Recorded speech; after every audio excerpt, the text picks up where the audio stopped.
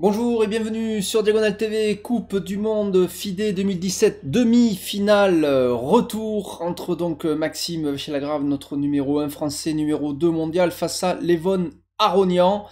Et bien après la première partie donc, qui s'est déroulée hier, où Maxime a réussi à faire une nulle finalement assez bonne hein, avec les Noirs, dans une défense Grunfeld très bien jouée. Défense Grunfeld, donc je vous rappelle d'ailleurs qu'elle est l'arme favorite des grands joueurs qui ont réussi à devenir champion du monde, des joueurs comme Bobby Fischer, comme Garry Kasparov, comme Vladimir Kramnik qui ont joué cette défense. Eh bien on va maintenant donc voir Maxime avec les Blancs, qu'est-ce qu'il va faire face à Levon Aronian. Levon Aronian donc numéro 3 mondial au début de cette Coupe du Monde et qui dans le classement live, c'est-à-dire qui tient compte de chaque partie, qui n'est pas le classement officiel de la FIDE, mais qui l'anticipe en quelque sorte, eh bien Levon Aronian serait passé devant Maxime, à quelques points près, au moment où je vous parle. Mais bon, ça se joue à tellement de peu de points que ça peut très bien s'inverser de nouveau d'ici la fin de la Coupe du Monde. Mais on va voir d'abord cette partie, et puis on fera un petit topo pour la suite de cette Coupe du Monde. Alors c'est parti pour Maxime, avec E4, il varie pas, E5, toujours l'ouverture du pion roi, cavalier F3, cavalier C6, et là, toute la Coupe du Monde, Maxime a joué fou B5 quasiment tout le temps, fou C4, pardon, et bien justement ici, il va jouer fou B5, la fameuse Ruy Lopez, l'espagnol, voilà, dont Ruy Lopez, dans son fameux livre, bien sûr, disait que ce coup est tellement fort que ça réfutait la défense par cavalier C6. Alors évidemment, depuis, on a un peu tempéré ce jugement, mais c'est vrai que c'est une des ouvertures les plus couramment jouées. Bobby Fischer l'a joué, bien sûr. Garry Kasparov l'a joué. Karpov l'a joué, bien sûr. Voilà, c'est une ouverture extrêmement classique depuis 400 ans, depuis que Ruy Lopez de Segula, le père de la théorie, surnommé ainsi, a mis au point cette fameuse ouverture espagnole.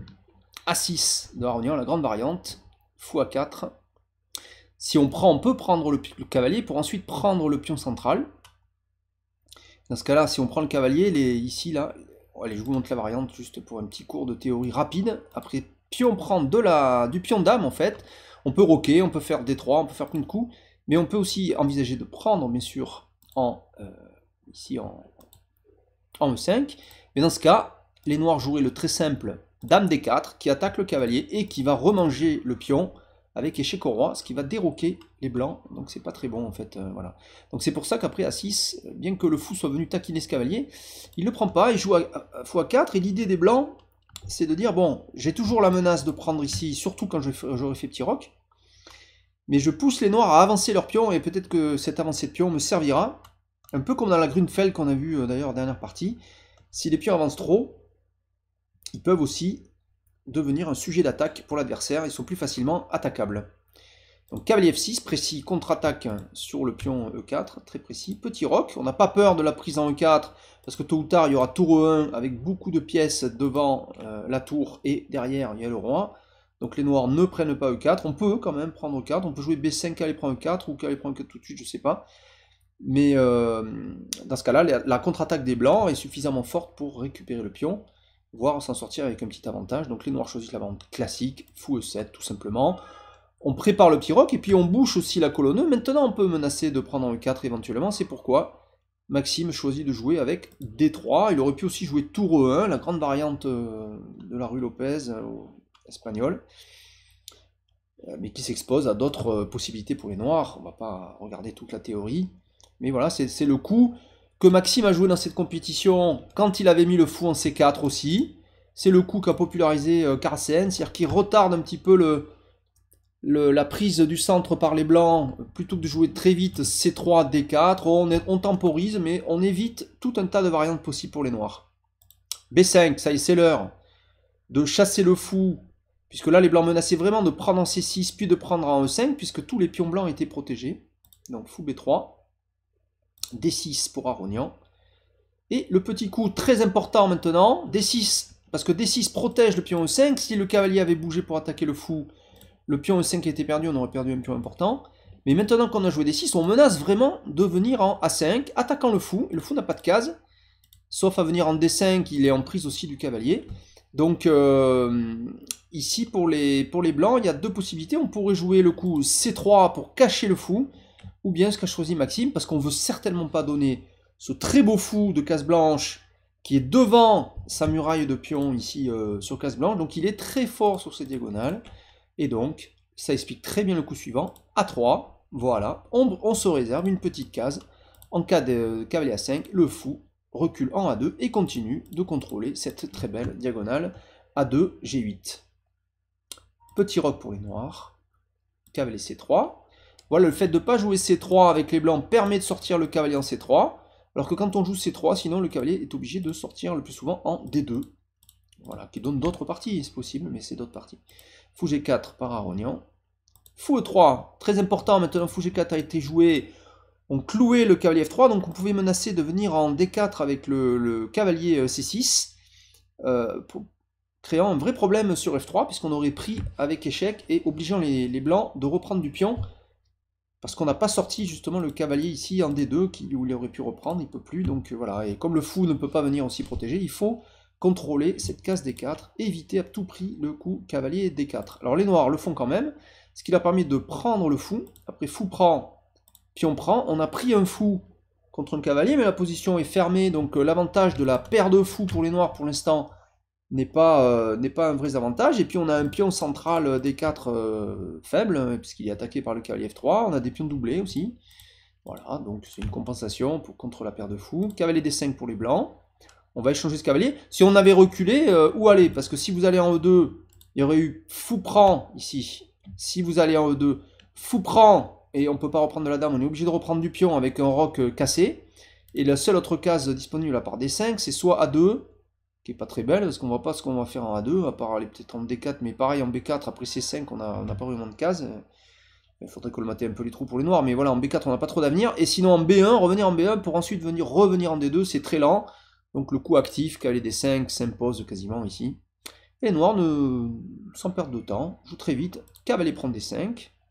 Et là, évidemment, les blancs ne vont pas prendre du pion parce que ça boucherait le fou, ce qui serait une très mauvaise affaire. Donc, bien sûr, on fait fou prend et ça attaque la tour A8. Aronian joue le simple maintenant, tour C8. Alors là, ça, c'est une vraie question. Qu'est-ce qui se serait passé si les blancs avaient joué le simple fou B7? Regardez, qui a l'air d'attaquer la tour et le pion. C'est un petit piège, hein, bon, pas méchant, mais regardez, dans ce cas-là, les noirs auraient joué tour B8. Et si vous prenez le pion, regardez, tout simplement, très simple, tour B6, et le fou est perdu. Et oui, il n'y a pas de case. Voilà. Donc, quand on est trop gourmand, méfiez-vous de la prise de pion. Voilà, c'est souvent des pièges, très souvent. Tour C8, donc calculez bien avant de prendre un pion. Et H3, les blancs jouent H3, tout simplement, on ne tombe pas dans le piège, bien sûr. Fou D7, le fou revient. Alors, c'est important de voir qu'il vient en D7. S'il était venu en H5, on peut se poser la question. Qu'aurait fait Maxime sur fou H5? Ça, c'était intéressant. Alors, on aurait pu envisager, du coup, G4, fou G6 forcé, quasiment forcé. Et maintenant, simplement, cavalier prend D4. On récupère un pion. On a gagné un pion net, avec un avantage net. Donc, fou D7. Alors, il n'y a pas G4, et on peut se demander ce qui se passe sur cavalier prend D4. Et bien, on va le voir, puisque c'est exactement ce que joue Maxime. La différence, c'est que le fou est en D7, donc plutôt qu'en H5. Il n'y a pas de G4, cavalier prend. Donc on prend tout de suite, mais le fou ici, ça change tout, puisque regardez, C6 d'abord, on chasse le fou D5, qui est obligé de partir, donc en B3, pourquoi pas, il aurait peut-être pu aller en A2 aussi. Et là, simplement, fou F6, voilà, bien joué d'Aronian, attaque le cavalier, et derrière, il y a quoi? Ben, le pion B2. Et oui, donc ça c'est un peu embêtant quand même. Donc Maxime bien sûr a vu ça, il joue C3, et là il menace maintenant de sortir le cavalier avec un gros pion de plus. Mais si on a ordre de jouer, ils prennent en D4, et après C prend D4, la défense d'Aronian c'est simplement, voilà, dame F6, et on ne peut pas défendre à la fois le pion D4, et le pion B2 qui est attaqué. C'est-à-dire si on joue D5, on peut envisager D5 ici. Regardons ce qui se passerait sur D5. Dans ce cas-là, les noirs simplement prendraient le pion A2. Voilà, tout simple. Bien sûr, les blancs pourraient prendre en C6 et sans doute fou prend ou tour prend, peu importe. Ça ne fait pas une grande différence. Et le bilan des cours, c'est qu'on a deux pions contre un à l'aile dame ici. Donc les noirs pourraient se créer un pion passé éloigné.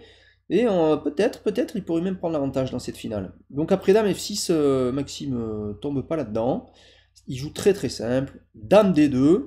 Et il propose une partie nulle qu'accepte Levon Aronian, proposé au 19e coup. Parce que là, bon, ben, visiblement, les Noirs ont joué une belle série de coups. Et Maxime a dû sortir un petit peu de sa préparation.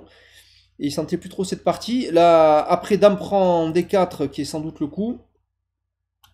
Ici, eh bien Maxime aurait pu simplement jouer probablement un coup comme Dame C3, proposer un échange de dames, et en cas de Dame prend, on ramène un pion vers le centre, et si la Dame n'échange pas, il faut qu'elle parte, donc dans ce cas-là, il faudrait sans doute qu'elle aille en B6 pour éviter tout problème, parce que sur un F6 on aurait pris avec des pions doublés, et c'est pas évident de savoir qui est vraiment mieux ici, peut-être que les Blancs joueraient dans ce cas-là D4 pour avoir un centre de pion, mais les Noirs sont quand même tranquilles.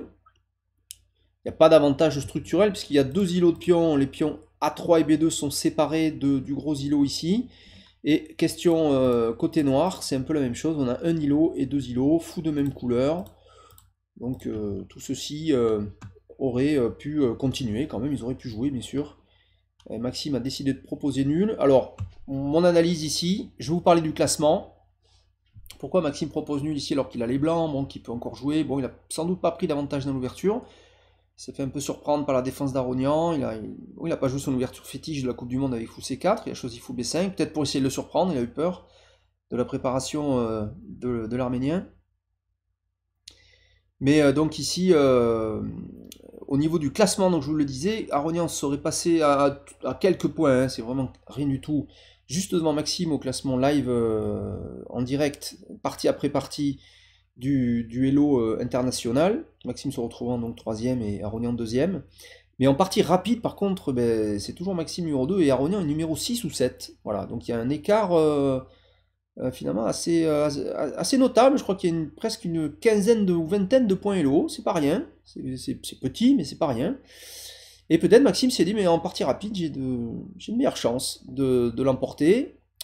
Attention quand même, parce qu'en partie blitz, ça se réinverse, il semblerait que Aronian soit très légèrement devant Maxime. Mais ça se joue à tellement peu que cette demi-finale reste extrêmement indécise. Maxime est à deux doigts de se qualifier pour la finale de cette Coupe du Monde. Et il va falloir jouer les départages donc demain. Face à Aronian, c'est quand même le gros client hein, depuis que Carsen a été éliminé. C'est la grande demi-finale hein, parmi les deux, au niveau en tout cas du classement mondial. C'est vraiment la demi-finale la plus forte, même si l'autre demi-finale entre Wesley So, l'américain, et Ding Liren, le chinois, est très tendue aussi. Mais celle-ci, disons, retient un peu plus l'attention, et surtout pour nous, bien sûr, puisqu'il s'agit de notre français, Maxime Achille-Lagrave, le meilleur français sans doute international, au niveau international, depuis Philidor, on peut dire, depuis le XVIIIe siècle, qu'il n'y a pas eu un français à ce niveau, au niveau classement dans le monde. Voilà. Merci donc de m'avoir suivi pour cette demi-finale retour de cette Coupe du Monde de FIDE 2017 et donc à la prochaine pour analyser rapidement cette demi-finale au départage entre Maxime Vachier-Lagrave donc et Levon Aronian. Au revoir.